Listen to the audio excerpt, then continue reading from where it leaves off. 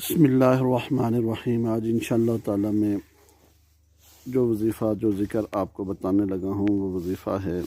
आप वो वज़ीफ़ा इंशाअल्लाह ताला पढ़ेंगे। रिज़्क़ की बंदिश, रिश्ते की बंदिश, औलाद की बंदिश के हवाले से है।